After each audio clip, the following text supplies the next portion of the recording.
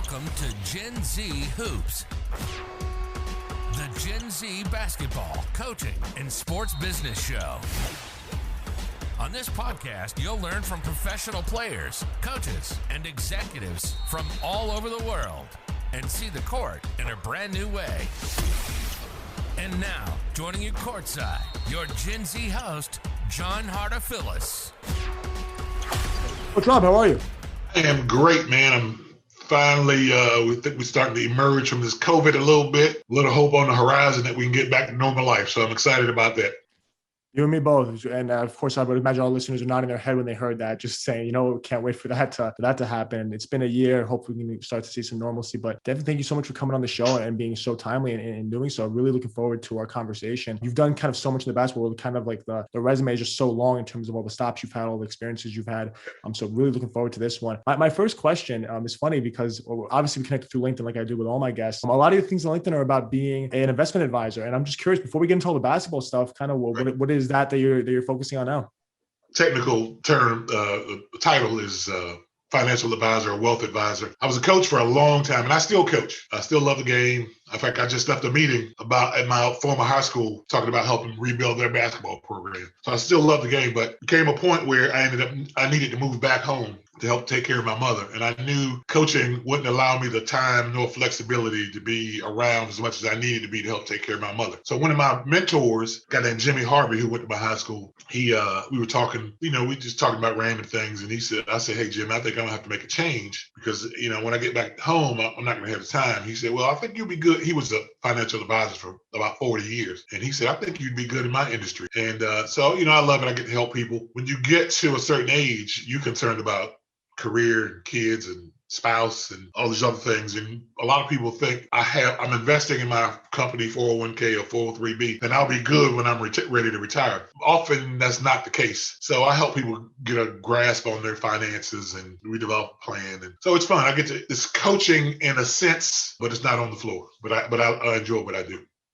It's awesome and incredible to think about how you're able to just take the passion you have for coaching people and kind of take it into a whole industry and kind of see both in that way. So now, obviously, just in terms of all the basketball stuff that you do and your whole life there, I'm curious if you take it all the way back to maybe your high school days, obviously having a successful high school career. I'm curious about maybe what that experience was like, but then also going to college, what the decision was to go to Duke, because now we all know Duke is like the huge powerhouse. Right. And obviously once you were there with all the straight Final Fours and all that, that's kind of how we know it now, but maybe it wasn't always like that. So what did that decision look like for you in joining the Brotherhood after such a successful high school career?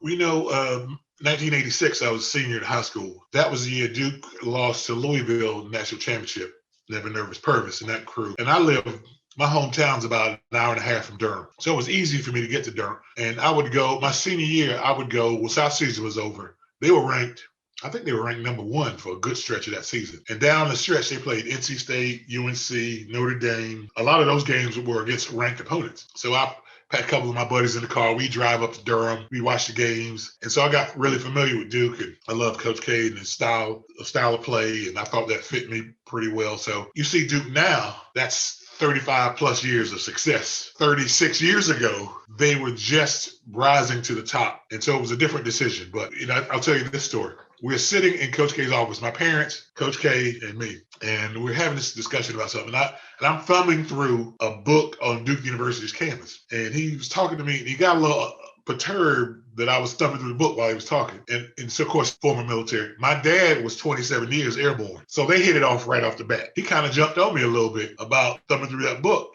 but I was used to it because that was military life in my household. My dad and Coach connected, but and so the military part was not a big deal to me. I grew up in the military home. So a lot of things clicked. It was close to home. I wanted to play in the ACC. ACC was a top conference then. My parents could come to games and see me play. So also a quality academic institution. So all those things fit together and ultimately it was the right decision. Definitely. And thank you for that story, because it is funny to think about just the dynamic there with all the military background and kind of just imagine the scene of you sitting there reading the book and a legend like Coach K standing over you. So you mentioned, so of course, just thinking about that dynamic, what was maybe your freshman year like, or your sophomore year, maybe the start of your Duke career, and trying to get playing time, trying to create that starting lineup, really growing through that. And maybe just like the lifestyle of Duke, maybe with that brotherhood, that military lifestyle that you kind of alluded to, what did that all kind of look like? Well, my freshman year, I remember that summer before my freshman year. Phil Henderson, Ala Abdelnabi, and myself, that was our recruiting class. We came to Duke. We ended up taking a math class and an English class in the summer. So Johnny Dawkins, David Henderson, Allery Billis, Amaker, those guys from that 86 championship team were still around. They would play pickup ball. So that was my introduction to Duke basketball. I catch the ball one time, and I remember I turned around and I put it up on the glass like I was still in high school. And I think 3 people blocked it, and they started a fast break so fast. I was like, oh, this is a different level. So I knew I had to step my game up. You had to understand the speed, the strength. I'll tell you what, I remember playing against Mark Allery, and Mark was a beast. Like I never thought he got the credit he deserved. First of all, Mark was mean. He was strong. He could shoot. He was quick. I mean, he could. And I'm a skinny high school kid, and he kicked my tail a couple of days, but. It was a great learning experience because they were all great guys, and they all helped point you in the right direction. Hey, here's some things you need to look at. Here's some things you need to do. Here's some things you need to consider. So that was a wake up call as well as a pivotal point to help me figure out I got to get stronger. I got to be more aggressive. I got to be more physical. I got to raise my game. So it was really fun though. That was a great summer because school wasn't burdensome. You only had 2 classes, and then you had kind of the rest of the day. And I kind of picked their brains, classes and basketball and all these things. So they were all very accommodating and still are to this day. If I call one of those guys about a business deal or a connection, it's still the same thing. So that brotherhood does still extend out into our everyday lives. Oh, huge to think about that. And it's an incredible thing. It's funny when you said so 3 guys blocked your shot and they're already out on the break. It's fun to think about just the welcome to Duke or welcome to college basketball moment, as a high schooler. So it's great thinking about those early days and really finding your way on the team. Those later days, right, when you guys are starting to make these consecutive Final Fours. And Duke's really rise to the national scene and it looks like, okay, wow, this team's going to stay here for generations to come. And this is what this Paris looks like. So my generation, we kind of just see that and we just think about the I Hate Christian Laettner documentary because that's all we've seen, right? The 30 for 30. Can you kind of talk to us a little bit about maybe just I've actually being there, maybe what it was like, maybe outside of maybe what the documentary showed and just focusing on one player, maybe what that team was like, that dynamic.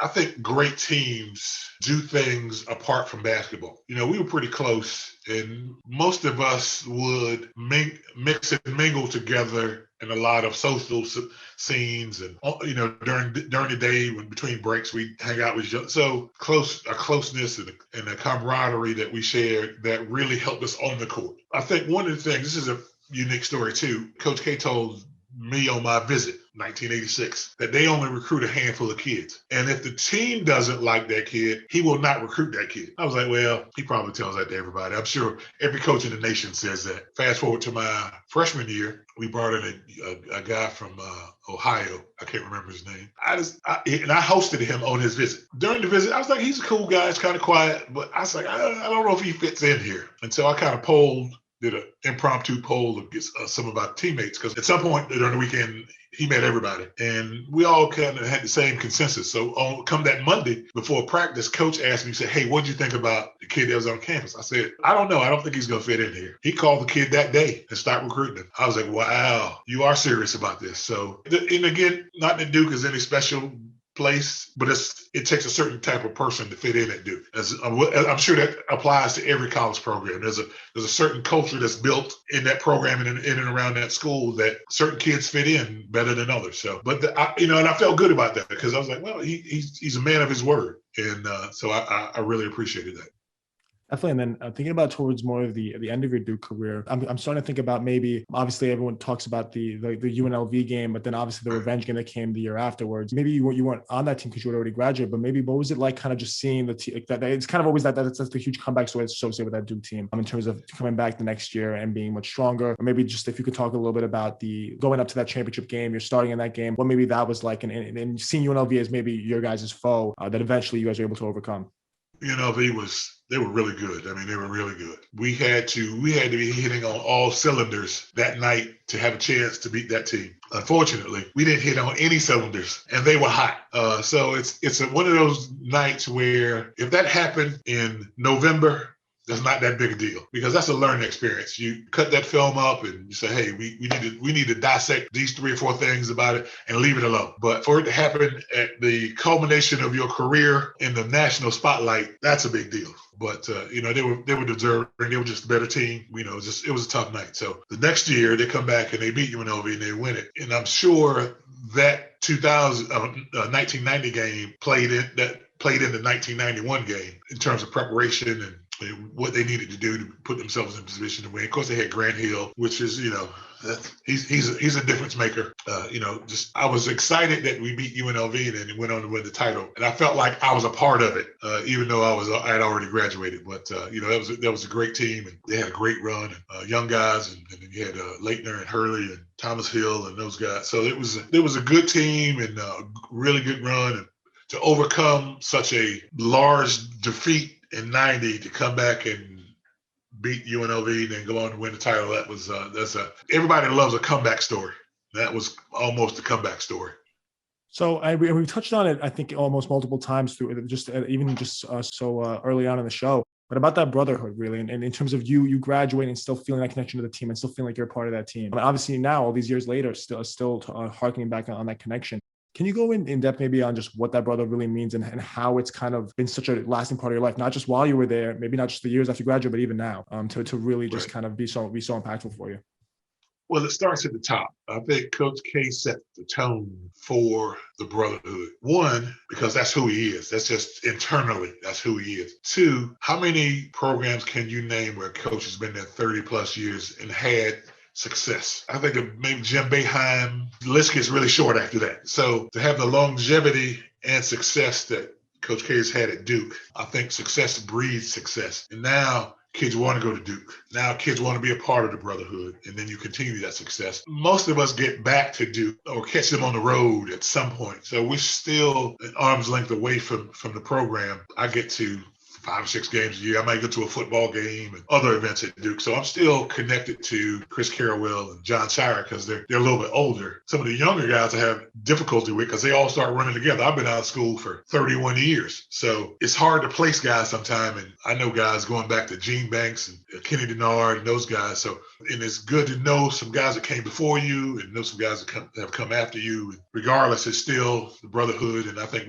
we still can all call upon each other, either to have a good time together, get together for fellowship, or on the business side. So it's a unique scenario. Well, that's huge, and thinking that, and it's so great that that's able to happen just off the court on top of on it. I'm thinking about just maybe some of the other times that maybe your playing career maybe outside of Duke, like the Olympics, you were playing on the U19 team. Was there anything else maybe after that before you started coaching? Like what did those maybe experiences look like primarily with the Olympics?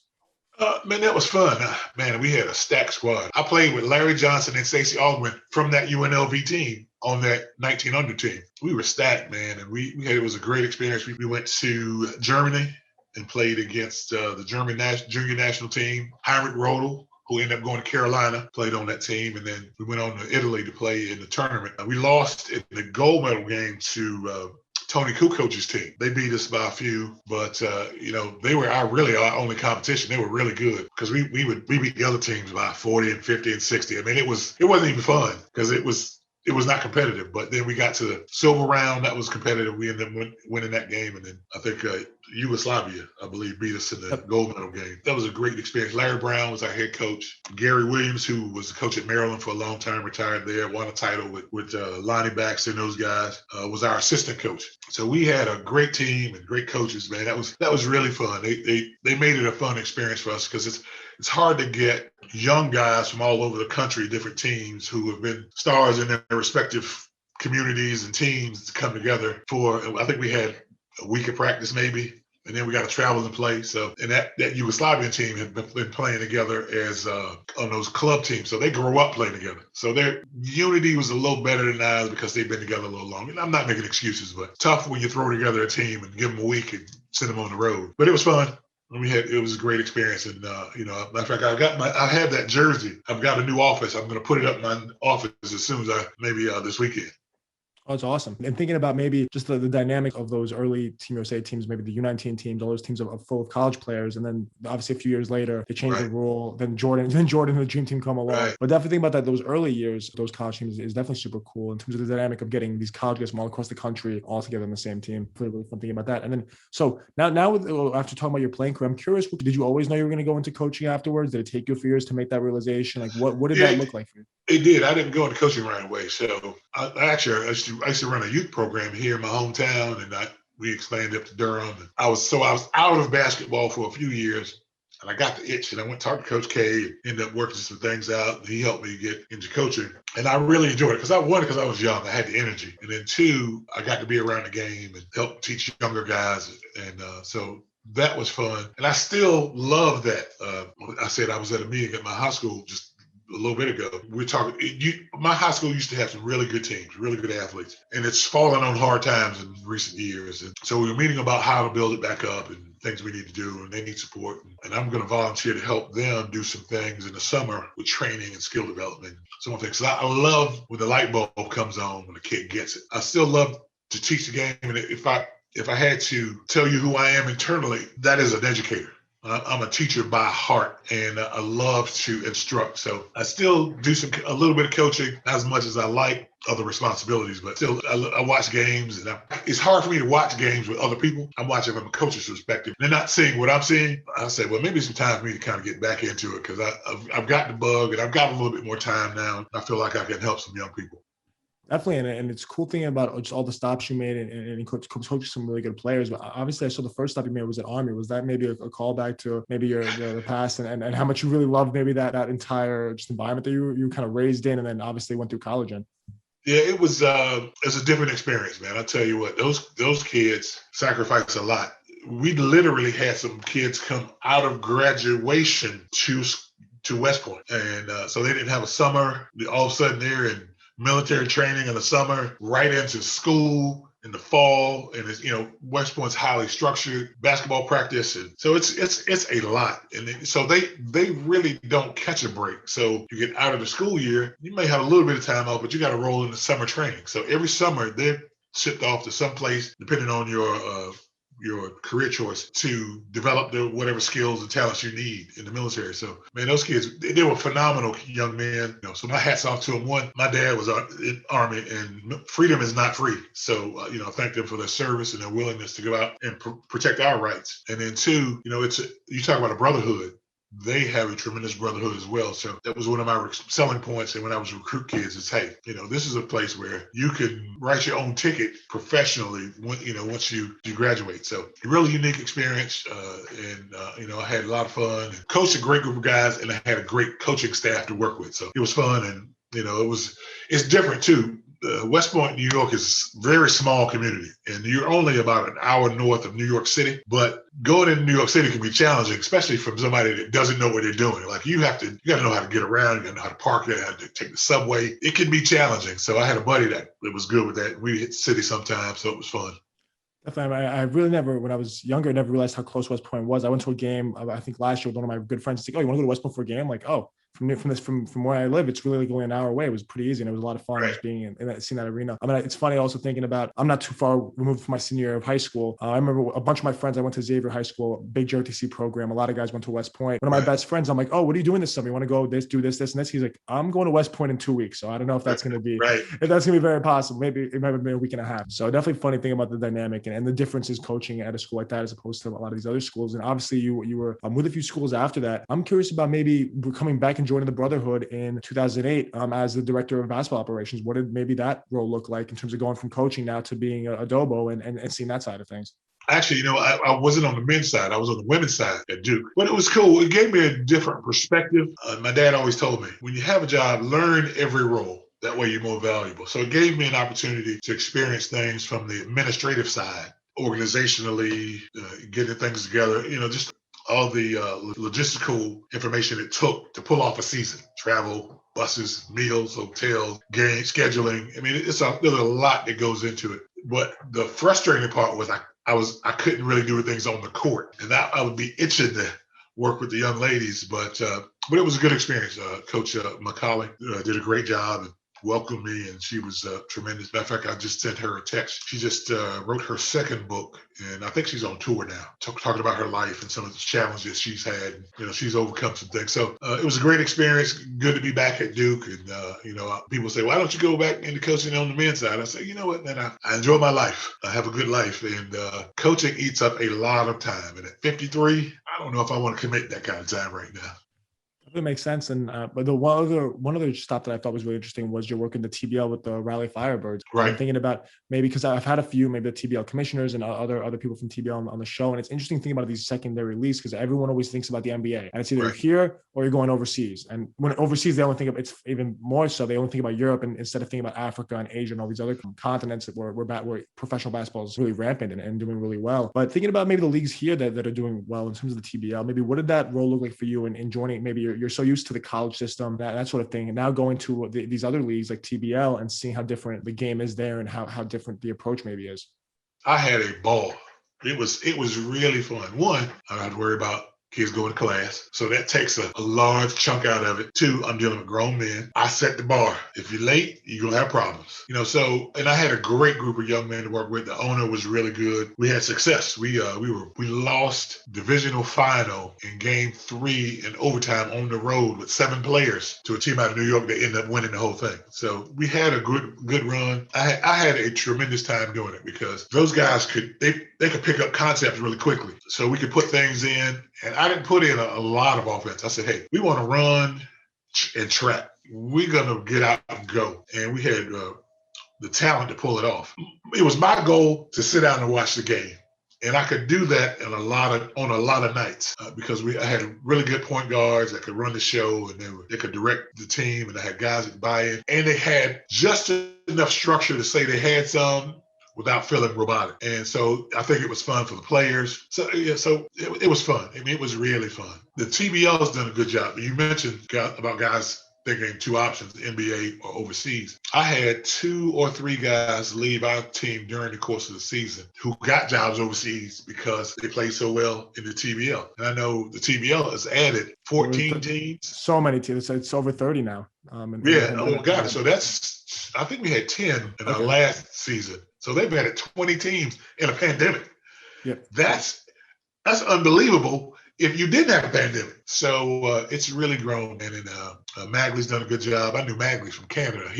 I was coaching in Canada, and he had some things to do with that league up there and some prep school up there. So they're doing a good job. And, I wish to continue success for that league because it provides jobs. It gives kids an opportunity, especially from smaller scenarios. If you went to school, maybe a D3 school, a JUCO, NAIA, gives guys an opportunity to come out and showcase their talents and hopefully take that step to go on and make some money and make a career out of it.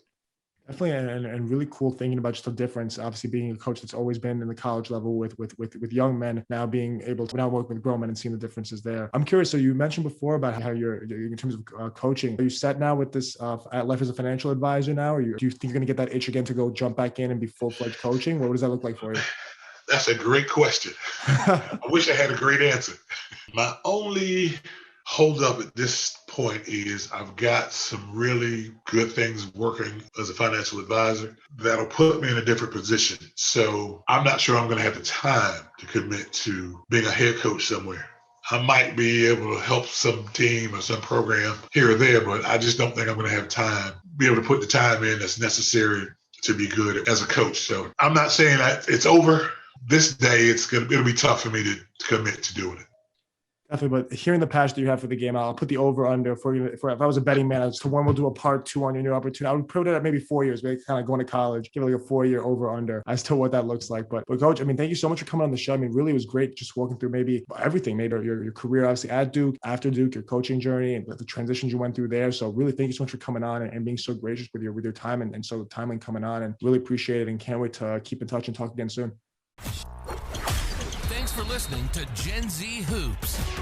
Make sure to follow, like, and subscribe on Instagram, LinkedIn, and all major social media platforms at Gen Z Hoops. You can tune in and subscribe on Apple Podcasts, Spotify, YouTube, and every other podcast platform on the planet. Get ready for the next episode.